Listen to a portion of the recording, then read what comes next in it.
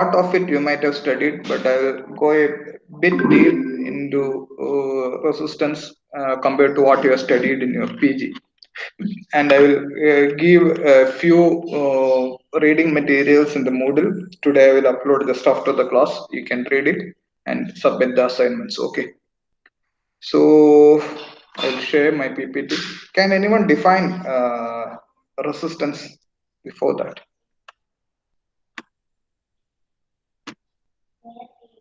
At least a broad definition. I don't want word by word definition, at least a broad definition of insecticide resistance.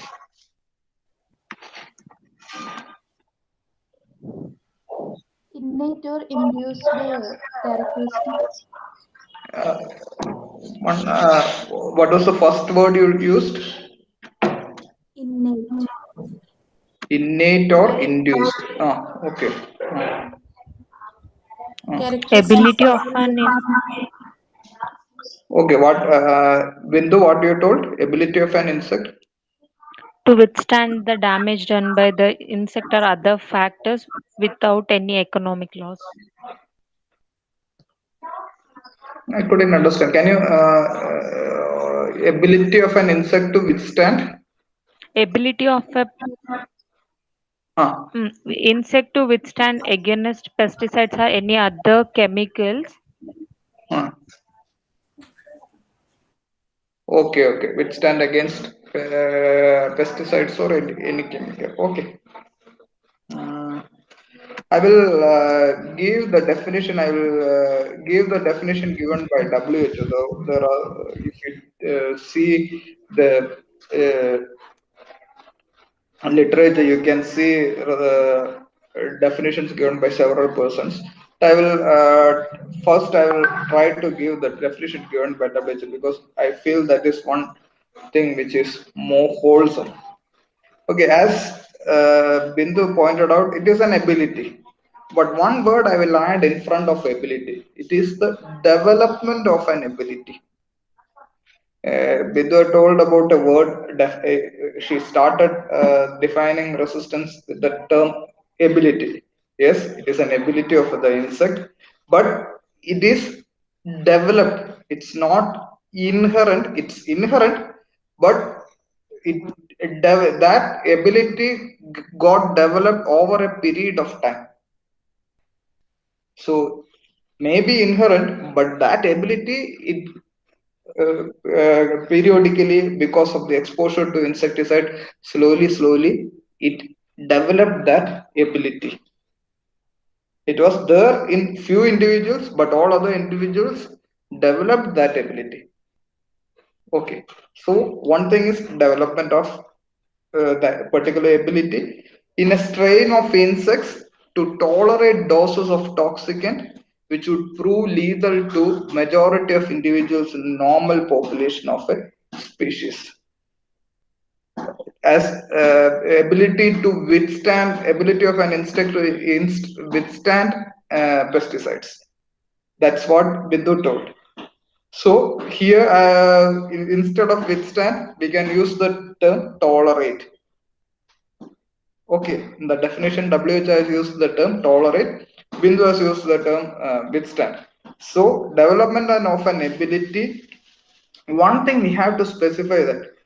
So if we say that the development ability of an insect means say if you say about say housefly, all the houseflies will not have developed that ability.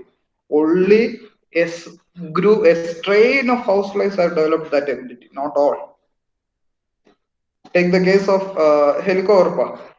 Helicoverpa, there is no report of resistance, insecticide resistance from Kerala because Kerala Helicoverpa is not a major issue.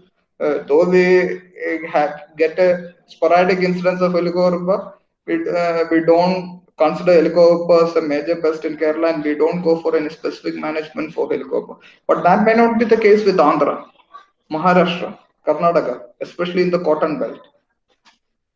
So we can't say that ability of Helicoverpa armigeri to withstand pesticide. No, we can say that development of an ability in a particular strain of Helicobacter pylori. That strain can be Nellore strain, Guntur strain, or whatever it may be. In Maharashtra, it can be Nagpur strain, Bellary strain from Karnataka, whatever it may be. So it is a development of an ability in a particular strain. We can't say in an insect because insect encompasses the entire group. So if we, even if we say a particular species, not all members of the species will be will have developed the resistance. Only a strain of insects are developed. So development of an ability in a strain of insects to tolerate doses of toxicant that withstand or tolerate. Okay, we can substitute these two words: doses of toxicant. And one thing which WHO has added, other than what Bindu told, is which would prove lethal to majority of individuals in a normal population of a species. If we take a normal population, that means a susceptible population. The dose which we have used to manage an insect, but the insect, that strain of insect was able to tolerate or withstand that particular dose. But if you use that particular dose in the normal or the susceptible population, we will be able to manage that particular insect. So, I will repeat the definition: development of an ability in a strain of insect to tolerate doses of toxicant which would prove lethal to majority of individuals in the normal susceptible population of a species. So a strain of insect has developed an ability to tolerate doses of toxicant which would otherwise have been effective in managing that group of insect. So that is what WHO says. In 1987, Savick has given another definition: resistance marks a genetic change in response to selection by toxicant that may impair control in the field. So he has 3 points in that definition. One is it is genetic change. That is one thing, and that genetic change occurred because of the selection by a toxicant. That means we have used a particular insecticide, and because of the repeated use of insecticide, we have selected only those individuals which are having resistant genes. I will show how that happens. You might have studied in. So one is genetic change. Second, we have carried out a selection process. That means the use of a pesticide, which acts as a selective agent. That means it will select only those individuals which are having the resistant gene. I will take the example of this corona itself. You might have heard several instances in your relatives, friends, or family wherein a family, if you have a family of 4 or 5 members, all the members of the family must have contracted corona except one person. Have you come across any such scenario in your relationship or friends or any family? Yes, sir. Yes. In my case also, but that can't be said true because one my wife contracted corona. I was staying with her. I didn't contracted corona, but that can't be said because of any tolerance or something. Because I had a dose of vaccination by that time. It was after about one more than 1 month after getting vaccination, this incident happened. So that can be due to vaccination also. I can't say about my tolerance level or anything, but this happens usually. In one of my cousins' family, the grandparents are the so altogether there are 6 members, of which 4 got contracted corona, 2 didn't get, of which one is 90, 91 or 92 years old. He has got single dose of vaccine, and the other one is my cousin's daughter, my niece. She is about 23 or 24 or 25 years old. So this difference is there. Any infection we have a difference. Just a minute.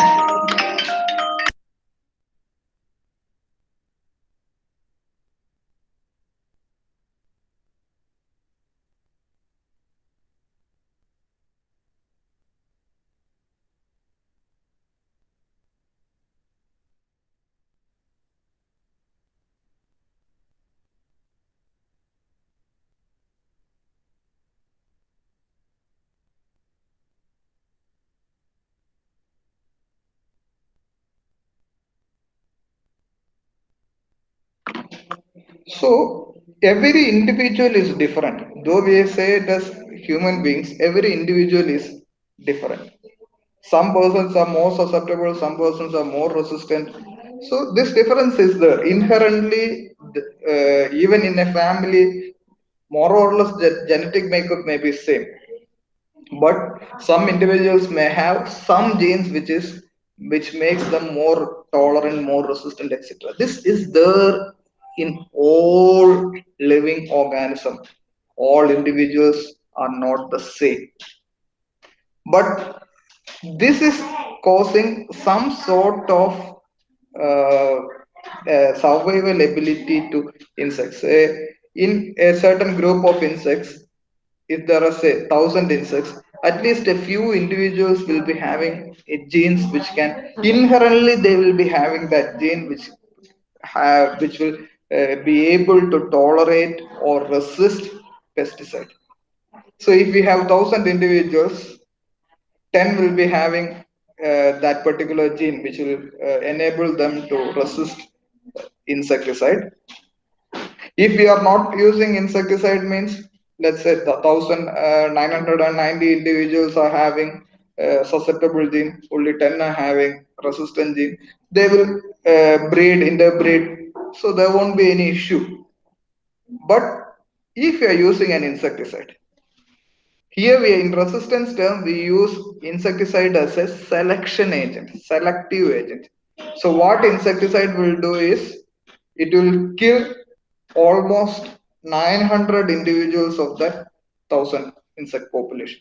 We have 1,000 individuals of which 10 are having resistant gene or 990 having susceptible gene. We are using a pesticide.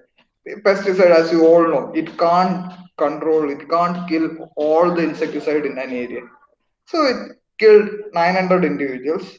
Invariably, the resistant individuals will survive. That 10 will survive, and the remaining 90 are uh, susceptible ones. So what will happen is that take the proportion. Earlier it was 99 is to 1, isn't it? 990 is to 10. That means for every 99 individuals, we had only one resistant individual. But take the case now, it is 9 is to 1. So they will interbreed. What will happen? The number of individuals with resistance gene will be much more higher in the next generation. Again, in the next generation, we will go for the application of the same pesticide. What will happen? Again, all the susceptible individuals will get killed. Again, more and more number of resistant individuals will be remaining. So this is how pesticide is acting as a selective agent. So it's a genetic change where the pesticide is acting as a selective agent, selects only those, selectively kill all the susceptible individuals, and helps in the survival of resistant individuals. So it's a selection by toxicant. And what is the ultimate impact? It will affect the control of pest in the field. So Savikit is having three parts. The definition has three parts. One, it is a genetic change. Insecticide act as a selective agent, and the genetic change and the use of insecticide will lead to the lower control of, or it will affect the control of pest in the field. So that is the second definition. And the third one is given by Insecticide Resistance Action Committee. What they're given is resistance is a heritable change in the sensitivity of a pest population that we have discussed. It's a heritable change. And it is reflected in the repeated failure of a product to achieve the expected level of control. That means the pesticide repeatedly, that means a single failure, it can be by chance. So repeatedly that pesticide is unable to control the pesticide when used according to the label recommendation for that species. I specifically put Iraq definition because They have given a twist to the definition given by WHO and Saviki. Several other persons also.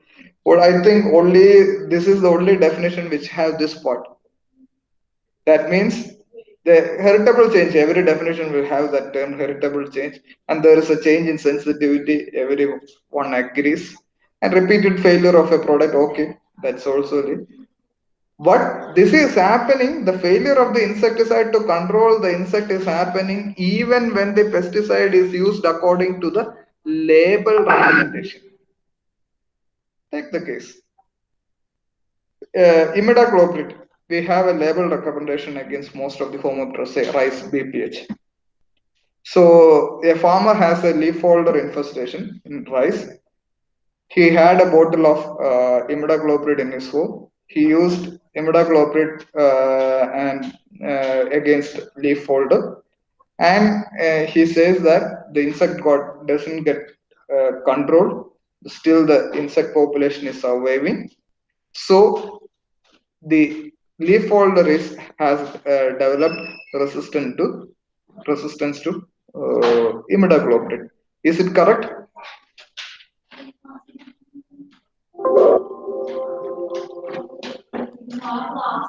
Is it correct or not? No, sir. No. No, sir. That's why Insecticide Resistance Action Committee has specifically mentioned about label recommendation. That means only if we are using the pesticide in the recommended manner, and even then we are unable to manage the pesticide, then only we can say that the insect has evolved resistance.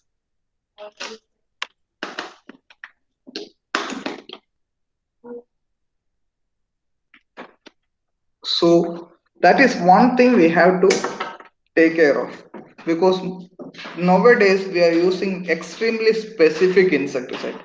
Earlier we were using broad spectrum insecticide. Nowadays we are using very specific insecticide.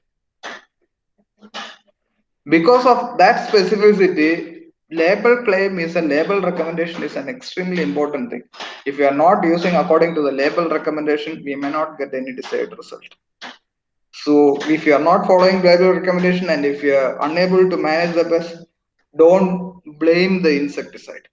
It's not because of the development of resistance. That's what Insecticide Resistance Action Committee is suggesting. So one thing all the definitions agree is that resistance is a heritable character, no doubt. That means it get carried over from one parent to the offspring. So that is a heritable character. And I will give a caution that after about 5 or 10 years, you can see a drastic change in this definition. I will discuss about it one such paper in the end of this resistance class, maybe day after tomorrow or so, wherein the resistance is occurring without any genetic change at all. So those kind of instances we may come across very frequently in the future, because we are having some scientific advancements with which we are able to track these kind of things. So this heritable change up to now, okay, 99.99% of the resistance cases due to heritable change, but it can change within a decade. The results prove in that direction. So because of the development of resistance, there will be a failure of plant protection tool, tactic, or strategy. So that's the ultimate impact of resistance development. A plant protection tool, tactic, or strategy will fail. So that is with regarding the definition of resistance. And the one theory with respect to resistance, it is called as pre-adaptive theory. We are discussed as in the last class itself. That means the genes for resistance is already present in an insect population. though the frequency may be low. That's what I told. That frequency. How many individuals are having the proportion of individuals which have the resistant gene? Say earlier I told in the example I told from we have a group of 1,000 individuals, 990 have susceptible genes while 10 are having resistant gene. So the gene for resistance genes which contribute resistance are already present in the population. That's what it is called as pre-adaptive theory. And but these genes are present at extremely low frequency. But the use of continuous repeated use of insecticide will act as a selective agent favoring the development of resistant genotype. So that's what happens. I will take the example with the diagrams so that it will be easy for you to understand.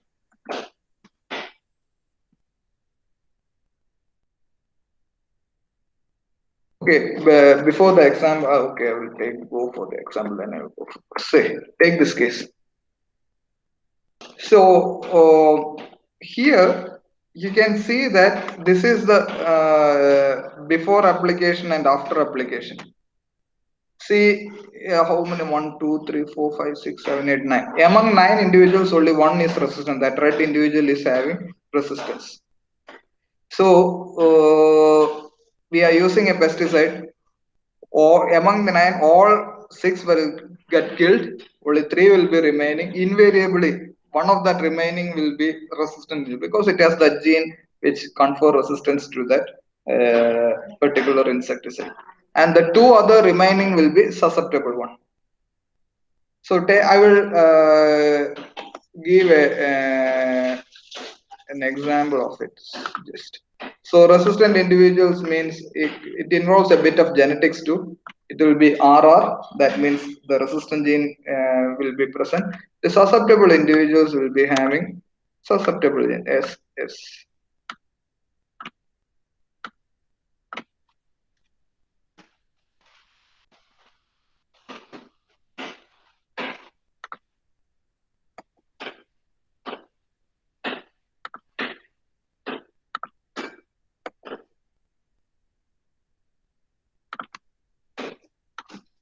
Yes, yes.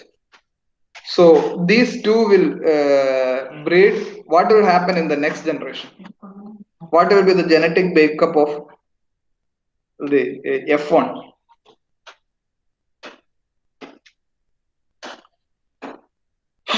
That's a simple thing. The genetics, what you might yes. Combination of both resistant and susceptible, and Yes, dominant for susceptible one. yes. So it will be yes, or it will be heterozygotes. Both resistant gene as well as susceptible gene will be there. If the resistant gene is dominant, all the FN generation will be resistant. So slowly, the number of individuals with resistant genes will get increased. So in the later generation, see, among the how many individuals are there? Among 8 individuals, half of it are resistant, only half are susceptible. And again, if you are using pesticide, all the 4 resistant individuals will survive, only one susceptible individual will be. In the next generation, there won't be any susceptible individual. So this is how insecticide act as a selection agent. So here, this is one typical diagram wherein we can see how genes are present and all. See, we have about 5, 7 individuals. Only one, you can see this one. This individual. This individual is having resistance. You can see the red colored one. And one more individual will be having resistant individual. See this one. All other 5 are having susceptible. You using a pesticide to manage this insect. All the individuals with susceptible gene will get killed. Only those individuals with the resistance gene will be surviving. And in the next generation, all will be resistant. So this is the same thing. Example. So this is what happens. This is genetic. That means it is hereditary, and insect insecticide will act as a resistant selection agent. Now let's see a brief introduction. What is the current scenario of insecticide resistance, and what is the first record of insecticide resistance? So I could have asked you. I think you might be familiar with the first insect which evolved resistance, insecticide resistance first. That is Sanjoscale, Quadrospidiotus pernicious. That is the insect which have evolved resistance to insecticide first as early as 1940, and that not to against any organic insecticide, it's against lime sulfur and no inorganic insecticide. So don't think that resistance is because of the use of synthetic insecticides and organic insecticides and all. No, insects will evolve resistance to any class of toxin. And within about 8 years of introduction of DDT, in 1939 DDT was the insecticidal properties of DDT was discovered. In 1947 we had a report of resistance to DDT that was in houseflies. So that insects can develop resistance that much quickly. And this is a data given by Valen. It's a book published by a scientist named Valen. It's published by CABI International. So in that book, he has given a data that almost about 574 arthropod species, because this includes insects as well as mites. 574 arthropod species has evolved resistance to 338 pesticides. That's the data he has given. And 13 insect orders have evolved resistance, of which the major one is Diptera. Among the insects which have evolved resistance, say 574 arthropod species which have evolved resistance, 27% of insect belongs to the order Diptera. Why Diptera? Which insect contributes this much resistance in Diptera? No. Mosquitoes. Mosquitoes. Yes, it is mosquitoes, because of mosquitoes. Two papers I will attach within the Moodle today. Both will be regarding mosquitoes, because those are the ones which are widely studied for insecticide resistance. And quarter of it, all the species which have all resistance, it is Lepidopterans, that we can understand. Hemiptera contributes 17%, Coleoptera 11%, and mites contribute 11%. Don't think that mites it is smaller in number. No, see the next data, then you will understand mites. It's a very problematic in group nowadays. Developing resistance very fast. And the major families which have all resistance is, one is Tetranychidae, spider mite family, Quilicidae, mosquito, Noctuidae, all the most of the Lepidoptera, Spodoptera, Helicopoda, Aphids, Aphididae. So these are the four major families which have evolved resistance: Tetranychidae, Quilicidae, Noctuidae, and Aphididae. And among the species, if you see Tetranicus atticus, this is what I told. Though mites, which contributes only 11% of species which have evolved resistance, see the case of Tetranicus atticae. It has evolved resistance to 93 pesticides. So that's the ability of mites. 93 pesticides, Tetranicus atticae has evolved resistance. DBM 82 pesticides, Mysis persica 74, Bemisia whiteflies 46. Usually we say Bemisia is the one which might have evolved resistance to most of the pesticides. See the case of Tetranicus. About double the number of pesticides Tetranicus has evolved resistance. Heliconia it is 44. So one more data I will project. What is the with respect to the different groups of insecticides? The most the insects have evolved resistance mostly to OP group. because that can be understood because OP group of insecticides are the one which are widely used now. Though other groups are slowly gaining, but as a group, we have large number of insecticide and it is still widely used. 33% of the resistance is reported from OP group. It is closely followed by sodium channel modulators. That is because of the presence of, though I have given pyrethroids and DDT. Pyrethroids are the one which contributes mostly to this factor, development of resistance. Because pyrethroids are the one which are widely used for managing mosquitoes, and mosquitoes develop resistance to pyrethroid very quickly. So 32% of the case of resistance is against sodium channel modulators, 14% against GABA gated chloride channel agonists. Can you name the group of insecticides? We have studied two groups of insecticides which are among acting on GABA-gated chloride channel. Can you name the group of insecticide uh, which has evolved resistance to most of the? Yes, Fipronil. not fipronil. Fipronil, the use is not that much globally. Name the other group which has act on GABA-gated chloride channel other than fipronil. On historic group, Abamectin. no, no. Um,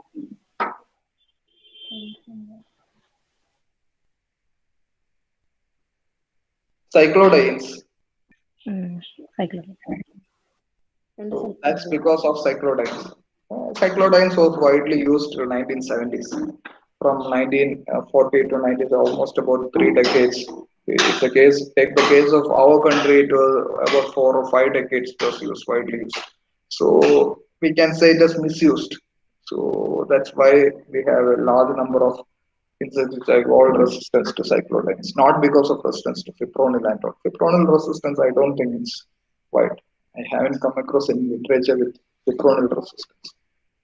And again, carbamates. Carbamates, the percentage is low because the number of insecticides in the carbamate group also is low. So the usage with carbamates also will be low. Neonicotinoid now it's 4%. Slowly it will increase because it is widely used now. So that is the global scenario. In coming to the Indian scenario, the first report of resistance in our country was by none other than Dr. S. Pradhan, 1963. That is Galarosella birmanica, that is Singara beetle. I haven't seen that insect, but I haven't. I have heard about this that beetle developed resistance to DDT. So that is the first insect. You might have studied that. And if you see the data of resistance, it is very scanty. If you see the literature, you can see that 17 field pest and 8 storage pest has evolved resistance. I don't think it's showing the real numbers. It will be far greater than it. I will take a few examples. I clearly know that the leaf folder and stem borer, rice leaf folder and rice stem borer, it's having some tolerance to diamides now, especially flubendiamide. Flubendiamide is not that effective to leaf folder and stem borer now as it was 15 years back. Chlorantraniliprole still, yes, showing some effectiveness. But why can't I confidently say that it has evolved? Because I don't have any experimental data with me. That's only because of my field level exposure, wherein farmers are reporting that this flubendiamide is not getting that effectiveness which they have got earlier. So I don't usually flubendiamide nowadays for leaf folder and stem borer. But why I am not going for a resistance monitoring with stem borer and leaf folder? One major thing for studying resistance in a particular insect is we should be able to rear that insect in the laboratory.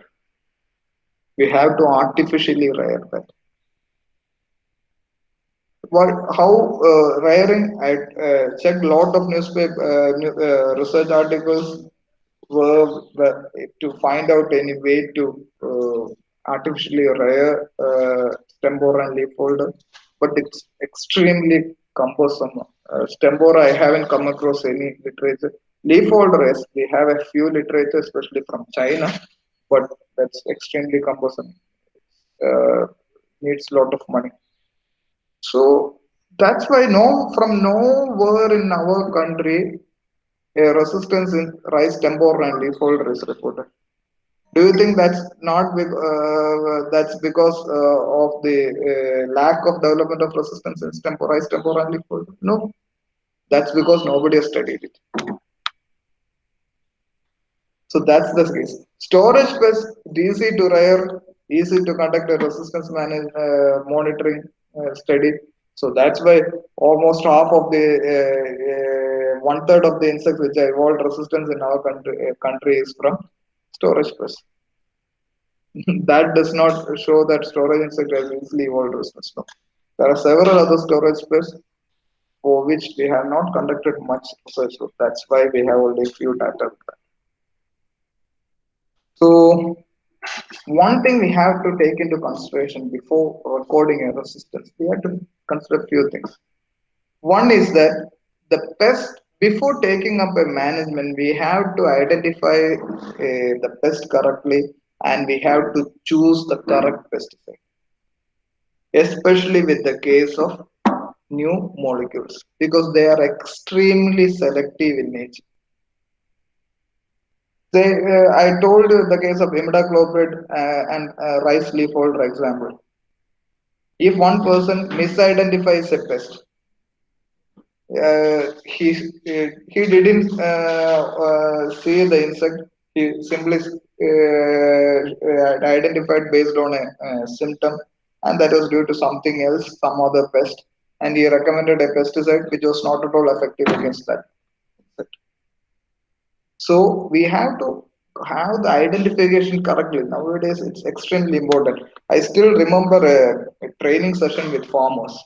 That was in 2011 or something, 10, 11, something like that. That was to rice farmers. Once I finished all my lecture and all, one of the aged farmers sitting in that group told me, so you're told so many names, which is extremely difficult to remember. So at that time, we were mostly told about chlorantraniliprole, fluvendiamide, cartap hydrochloride, fipronil, spinosad, all those things, new molecules, imidacloprid, thiamethoxam. So many molecules we used to discuss in the class. So the farmer told, sir, it's extremely difficult to remember these names.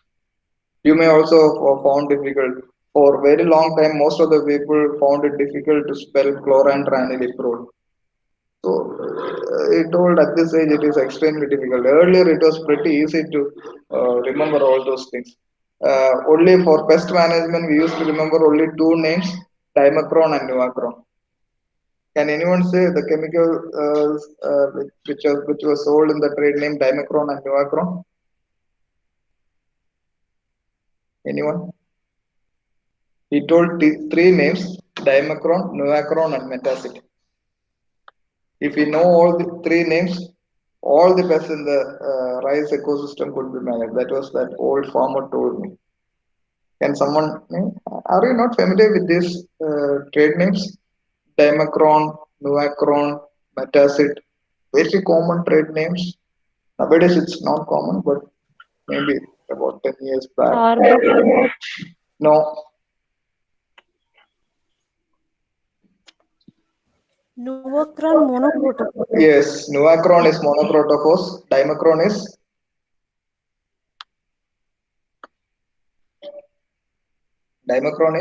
phosphamidon, metacid is methyl parathion. So if you have dimacron or nuvacron, that is phosphamidon or nuvacron, phosphamidon or monocrotophos, stem borer, leaf holder, and almost all insects can be managed because it is systemic, extremely broad spectrum. And if you remember the name metacid, that is extremely effective against rice bug. Over Three insecticides, three are extremely broad spectrum in nature, effective against all insect pests. But nowadays it's not so.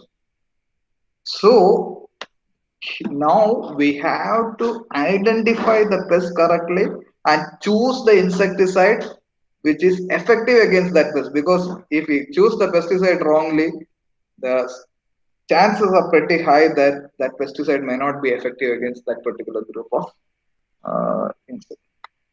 So that is one thing.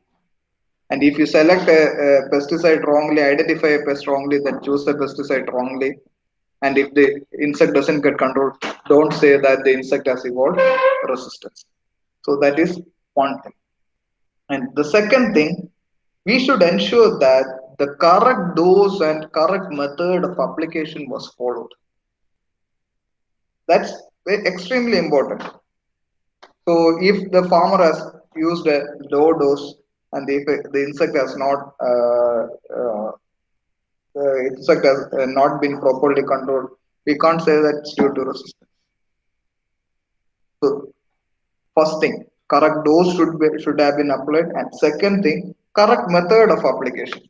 Once this flubendiamide, that's again about 13 or 14 years back, when flubendiamide was first introduced, actually at that time only with the SC formulation, Fame, that brand name Fame only was available.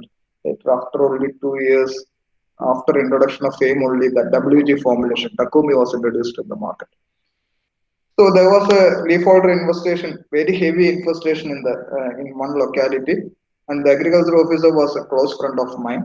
He called me up and he told there is a heavy leaf folder infestation, and I recommended flubendiamide.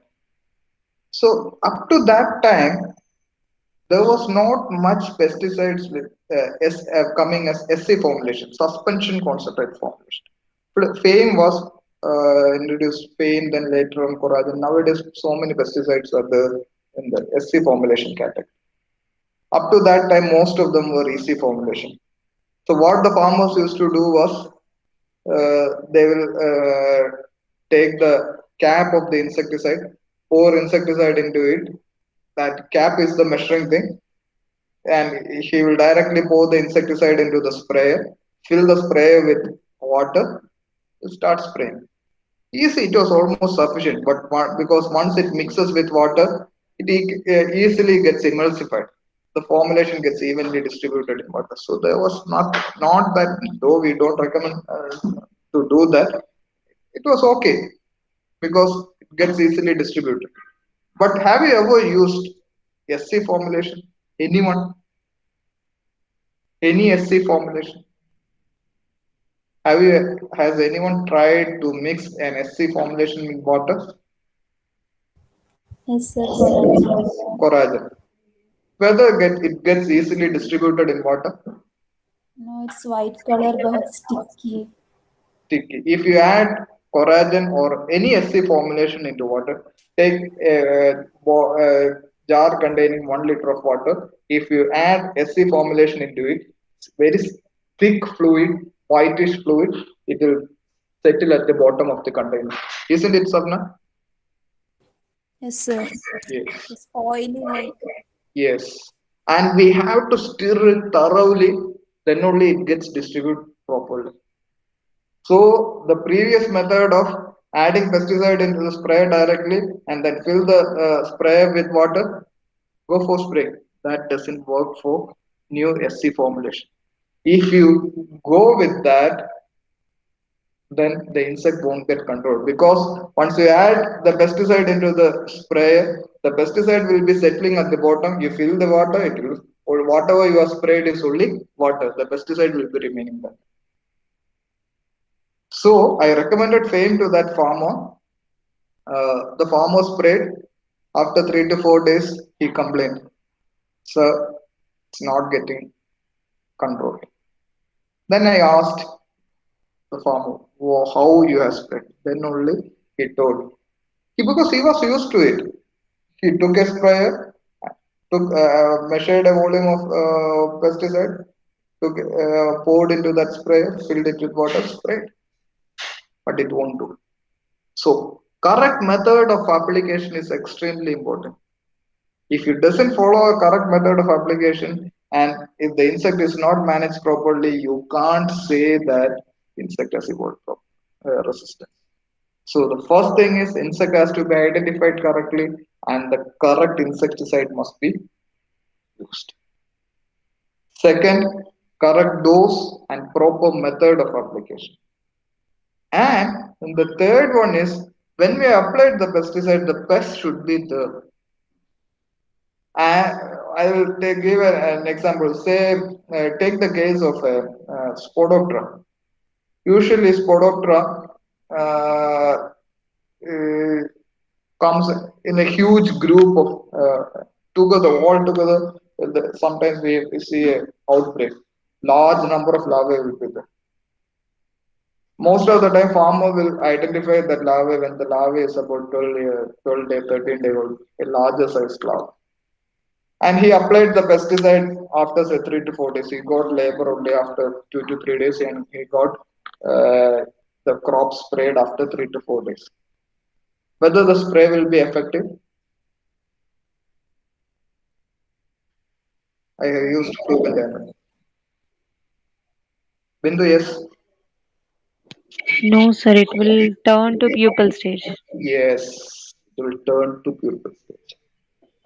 So the pesticide, when we are using the pesticide, we should ensure that the pest is present and the pest is at the susceptible stage. Here, the pest, usually the farmer identifies a Spodoptera when it becomes larger in size, usually after 10 days, 12 days. If he sprays after 3 to 4 days again, like, all the lava must have pupated and it won't have any effect.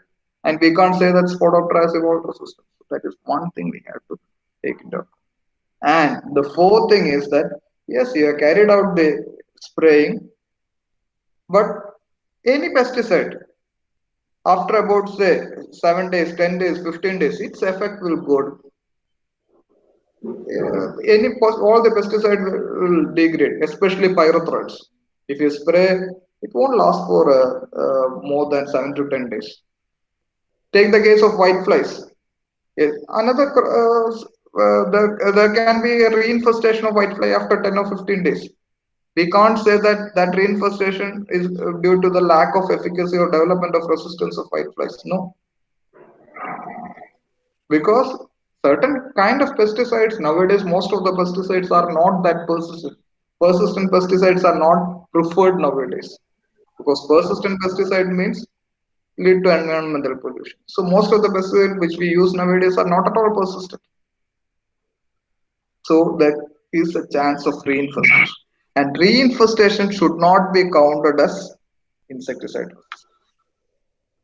So before confirming resistance, we have to take care of what first, pest should be identified correctly, and we have to choose the pesticide correctly. Second, the dose which you use should be correct and proper method of application should be followed. The third, the pesticide should be applied at the right time when the pest is present and the pest is at the susceptible stage. And there should not be any reinfestation after there can be reinfestation, but even if reinfestation is there, we shouldn't say that yes, that's due to resistance. So those are the things which we have to take into consideration before we say that a pest has evolved resistance. Now let's see what are the factors that affect the development of resistance. This is extremely critical. You have to understand this is one basic thing with respect to resistance development. Only 6 factors. It's pretty easy to understand. The first one is the frequency of resistance genes present in the population. That means the number of individuals having resistant gene in the population. Say we have two population, one Guntur population and one Bapatla population. Say Guntur population, for every 100 individual we have only 5 individuals with resistant gene. And Bapatla population we have for 100 individuals we have 15 individuals with resistant gene. Which population will develop resistance quickly?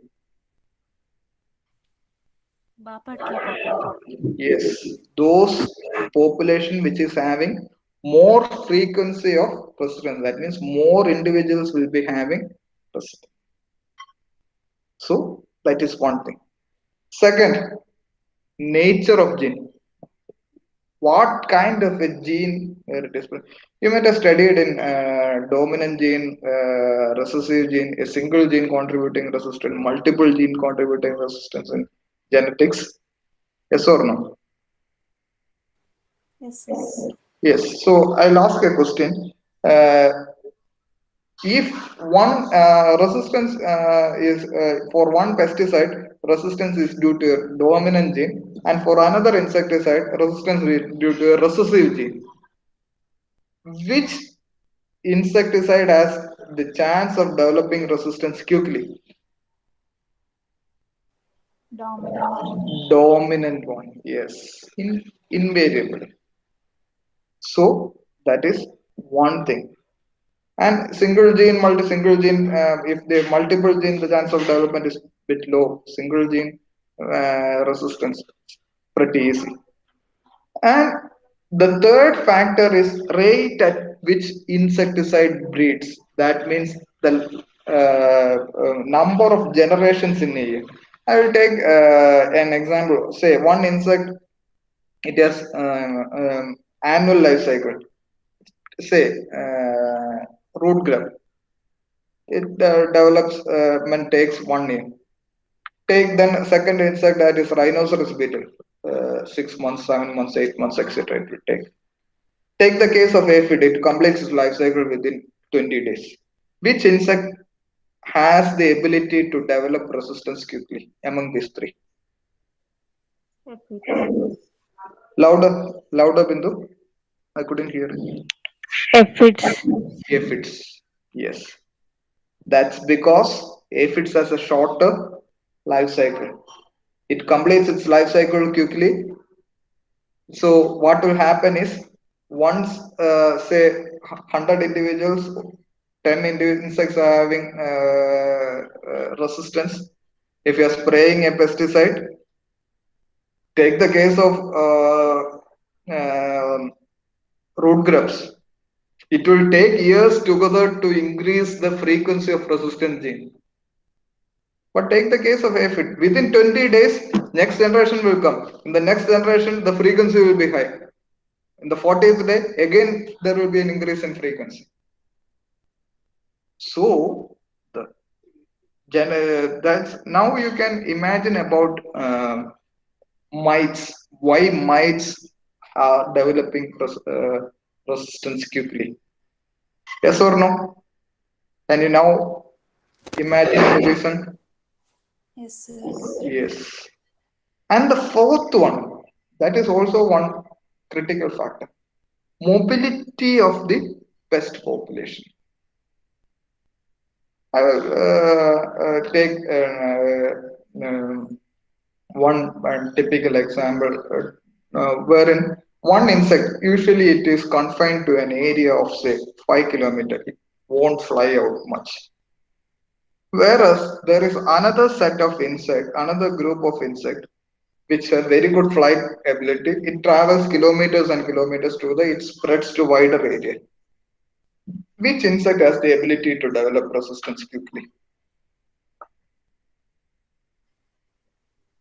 Moving ones or mobility. Moving ones? No, Got more resistance. no. Why is I will explain how that happens. Because take the case of highly mobile insects. You have sprayed. I will take the case of fruit flies. You have sprayed against fruit fly. There were 1,000 insects. We got almost all 900 insects killed because of the pesticide spray. Only 100 remains. So what will happen is the fruit flies are extremely mobile. They have very good flight ability. So it migrates from. So only we sprayed in an area of say 1 acre or 2 acre or 1 hectare. Say maximum 1 hectare. So from the neighboring locality, fruit flies occupy this area because any niche it won't lie vacant. If some niche is lying vacant, insect will occupy that niche, that ecology, you know.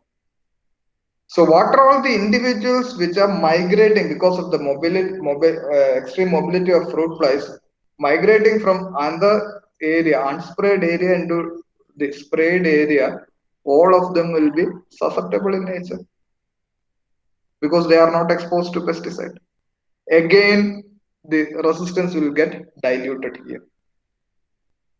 Take the case of aphids, what will happen? The same scenario. In a cocoa bitter gourd, you have an aphid infestation.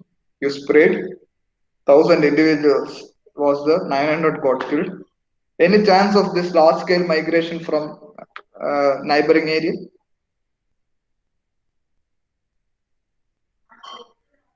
Yes or no?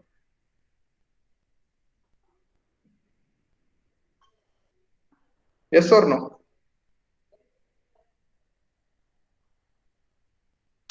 Why no one is responding? No. No. So what will happen is that immobile insects, mealybugs, aphids, which have less mobility, has more chance. That's one thing case with mites also develops resistance quickly compared to those insects which have very high mobility. Do you still have some doubt regarding this mobility?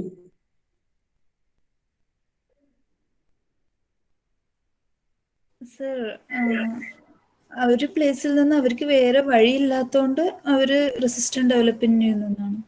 No, no, no, no, no, no, it's not so.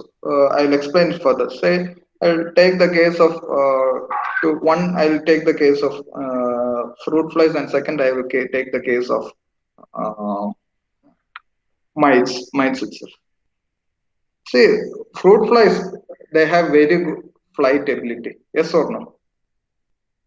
Yes, sir. Okay. You have 1 acre of bitter gourd.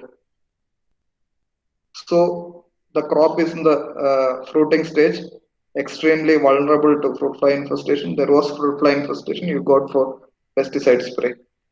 Those those surviving the pesticide spray, they can continue to attack the crop. No issue because crop is present.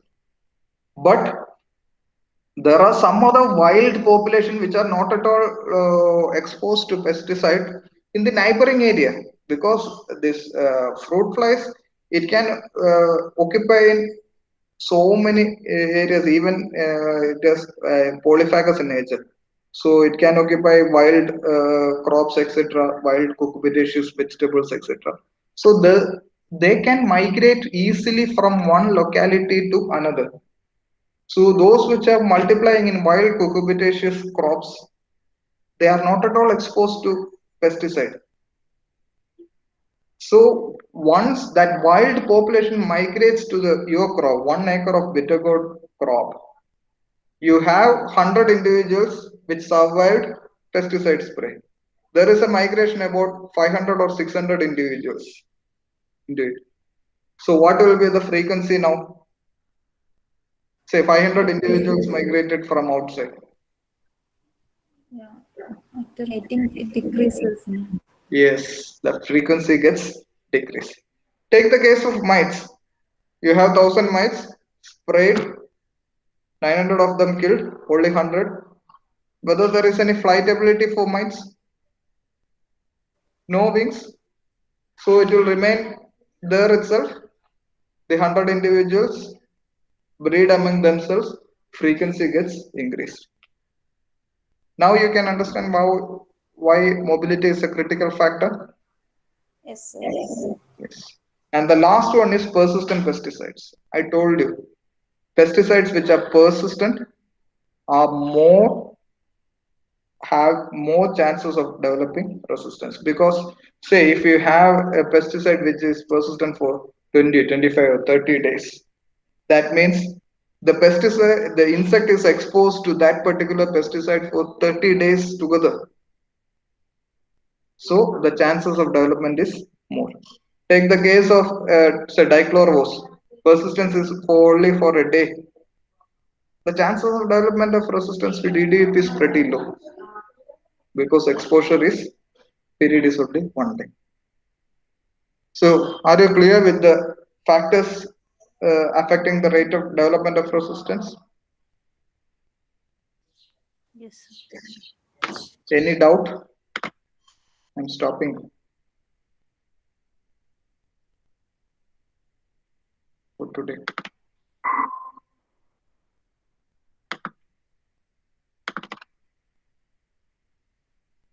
Is it fine?